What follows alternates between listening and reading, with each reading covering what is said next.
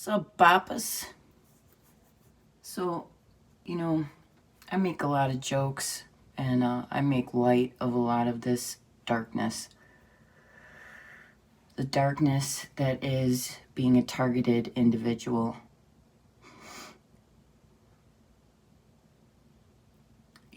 It's overwhelming at times. It was actually initially. And then when I discovered how deep it goes and how high up it goes, how involved this is and how long this has been going on. This has been my whole life. That was a lot to deal with. And initially I just fucking went into denial. And then I just couldn't deny it anymore. So, I crack a lot of jokes because that's how I deal with it.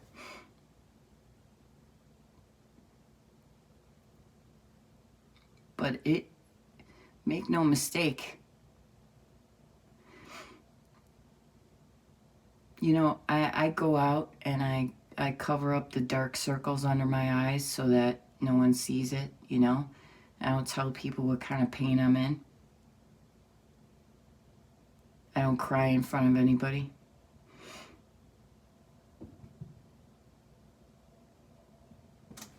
But make no mistake, it's really difficult to deal with at times. But what gets me through is the fact that I know, not that I think,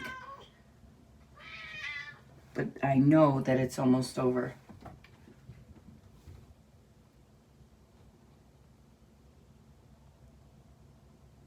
That's what's getting me through this. And I'm not afraid. I'm not afraid. And the reason I'm not afraid is because I died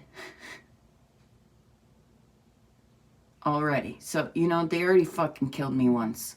And I had an experience and I came back. So, I know what death is all about and I'm not afraid to die. So what's the worst thing they could do to me? They've already tortured me. So I know I can withstand that. Right? What are they going to do? Murder me? And I've said this before and I'll say it again, But, it's something that's worth repeating. I'm not afraid to die. I'm not rushing to fucking get there. I can tell you that. But I'm not afraid of it. So what can they possibly do to someone who isn't afraid? Because they've already fucking murdered me. I've been tortured my whole life. I was deliberately put in the worst situations. They deliberately put roadblocks up whenever I would try to improve my life to make it fucking 1,000 times harder. They turned everyone, they've smear campaigned me to goddamn fucking death.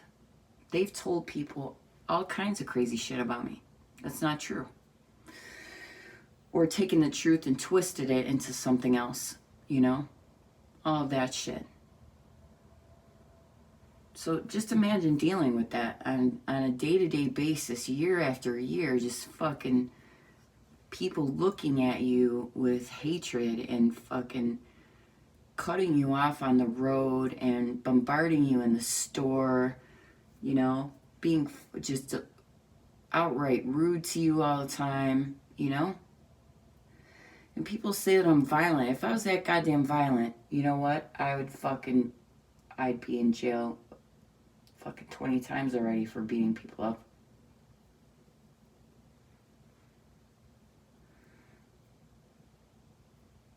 Going undiagnosed with Addison's disease, if you do any research, there was a woman who had Addison's disease and she wasn't aware of it yet. So she and her husband were on an airplane and she she accused her husband of being pregnant. And other people on the plane of being pregnant, even men, you know? It fucking makes you crazy. So there was a time in my life where, before I got a proper Addison's diagnosis and got the hydrocortisone that I take, the hormone replacement,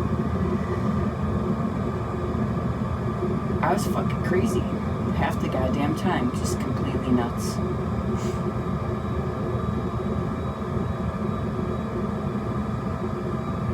So, you know, all those times I went to the doctor, and I had to fight for that diagnosis. I had an experience. This is a weird story. I was dreaming, and it sounded like someone yelled Addison in my ear, really loud. Addison's. It was Addison's. I'm like, what the fuck is that? So I woke up. I thought someone was literally yelling in my ear. So I get on the internet and I start researching Addison. I looked up Addison, Illinois, and I didn't know what the fuck Addison's disease was. It's a rare disease. So even with medical training, they don't teach you about it because you rarely encounter it.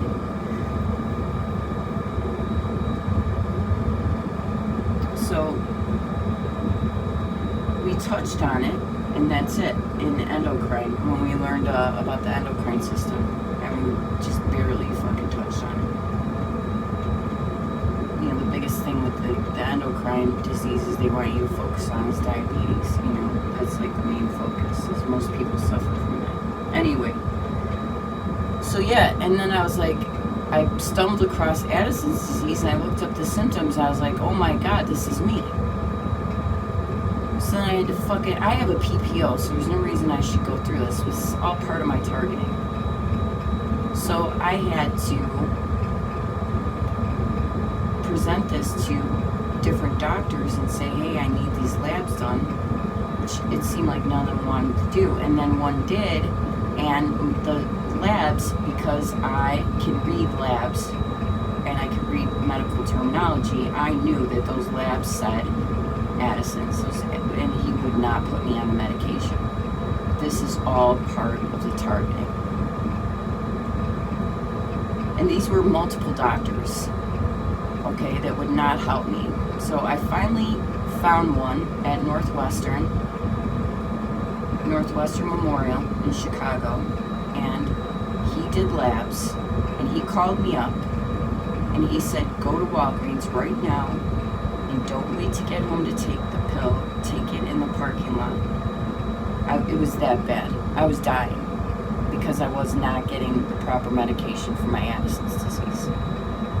He instructed me to take them as soon as I get them, and to go right away to the pharmacy immediately.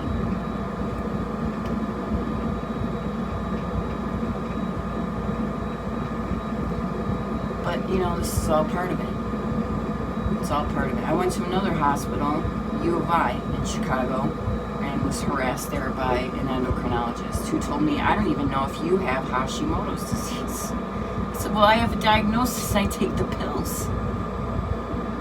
Why would I lie about that? He goes, well, I didn't see the tests, so I don't even know. And he would not even refill the thyroid medication that I had already been taking for several months that was prescribed from another physician. It's all part of it. It's all part of it.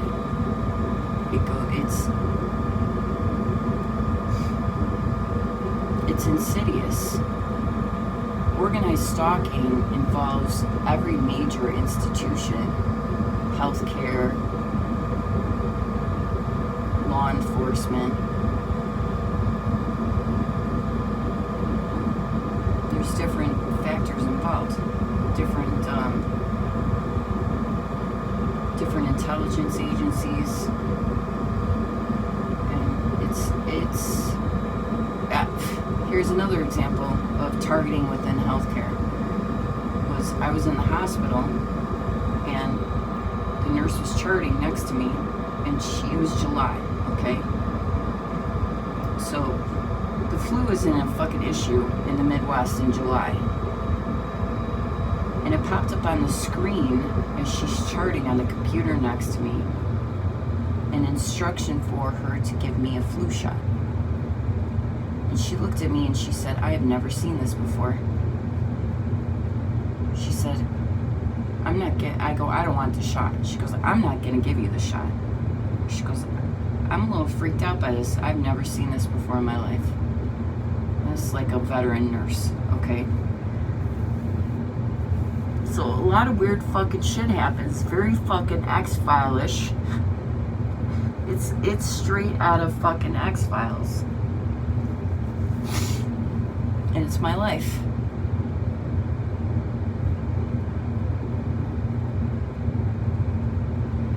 So it would be easy for me to overthink all this and let it overwhelm me, you know? If I did not have that NDE. If I did not have a near-death experience, I probably would. But now, you come back, everyone, if you research people that have experienced near-death, who have died and come back, they're never the same. And they don't ever look at things the same. So, it's not that I don't take life seriously. I think life is precious, but, at the same time, I don't. I really don't. Because when you understand that this is just a blip on the computer screen, really, I mean, it's like a fucking second of your life in comparison. It's so hard to explain. This life it goes by really quickly from that other perspective. When you die and you're looking back at your life, it's really just like a change of clothes, and you're not going to be too sentimental about the outfit you wore yesterday. You've moved on. You're wearing a new outfit today. You're not thinking about that shit, right? And it's a bad comparison. It's a shitty analogy, but it's the best I could come up with. It's really hard to describe something that is outside of our normal human experience, which is dying and being in a different place and then coming back,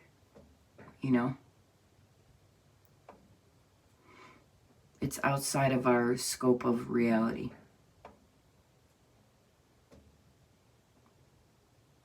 But what I came back with is not to take this life too seriously. So I don't, obviously. So I'm fucking cracking jokes about some pretty dark shit. And I'll tell you, I don't ever sit here curled up in a ball and get scared and be like, oh my God. I used to. But I don't anymore. And I want everyone to know it's easier said than done, but being afraid, it's not going to help you. It's not going to help you. Understand that there's danger and respond to that. But do not let your fear cripple you. All the world is indeed a stage, and we are merely players. It's like going to sleep and waking up, from a dream. Life is but a dream. For real, though.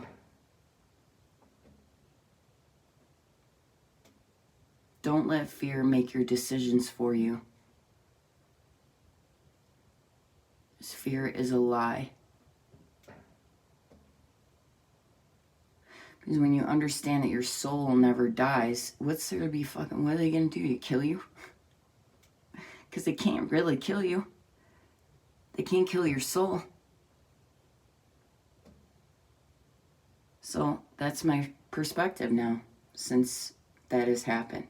So it's not like I'm treating this lightly. I know a lot of people, what hurts me a lot is knowing that I'm not the only one that this is happening to. That bothers me a lot. A lot. It causes me a lot of pain. But again, I'll fucking repeat this once again. And I'll keep repeating it. It's almost over. So know that, other TIs. Know that it's almost over. All right? All right.